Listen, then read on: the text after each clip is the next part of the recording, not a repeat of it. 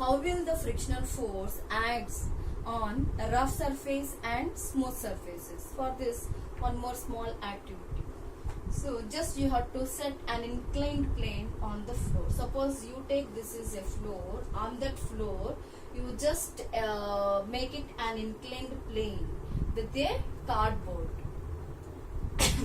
And this cardboard or wooden board, you take it and make it, place it an inclined position.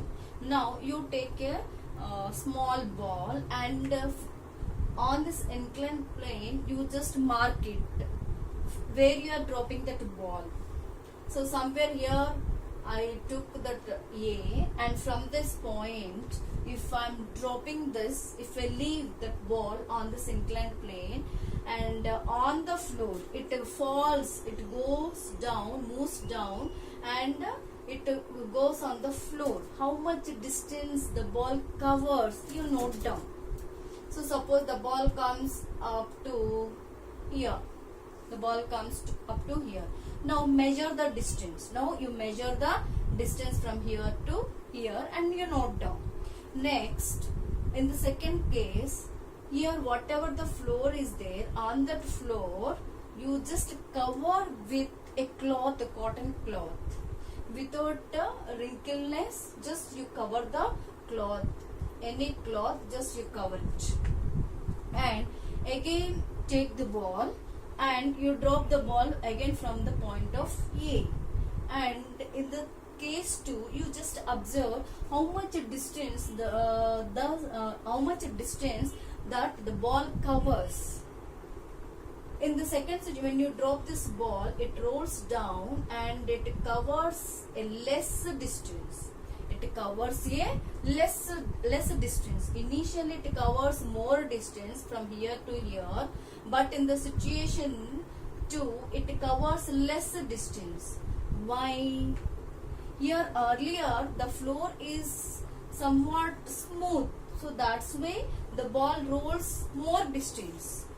When you place on that floor or covered by the kerchief or some cloth without wrinkleness, the cloth is somewhat smooth, rough surface. Because of that rough surface, the ball covers a less distance. Here from this activity, we came to know that the frictional force acts on the surface of a body, whether it is smooth or rough. Smooth means it covers longer distances. Rough means it covers less distance. In our daily life, in our surroundings, so many objects are there. When you observe the surface of each and every object, some objects appears or feels they are smooth, but some objects like wall, when you touch it, that we feel they are rough. When I touch this board, it is very smooth than compared to the wall. Even though in any object, means the surface of the object, there are so many irregularities are there. So irregularities means what? Up and downs are there. Because of this up and downs, friction causes.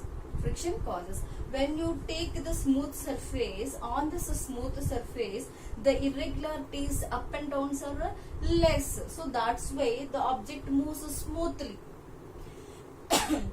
And when you take the rough surfaces, where here the irregularities up and downs are more. So when up and downs are more, irregularities are more. When the object is trying to move on that rough surface, there is interlocking between the two surfaces. Because of up and down, when an object is trying to move, what happens? Because of up and downs, there is an interlocking. Means they are not allowing to move the object. So there is an interlocking acts between the two objects. Because of that, the object does not move on the rough surface. In our surroundings, every object looks like, suppose if you take the surface of the mirror, it looks like smooth, but when you observe through the microscope or something, you can observe so many irregularities. And And what are the examples of the smoothness of surfaces and roughness of surfaces? Floor, road, wall, like this walls. And what are the ground?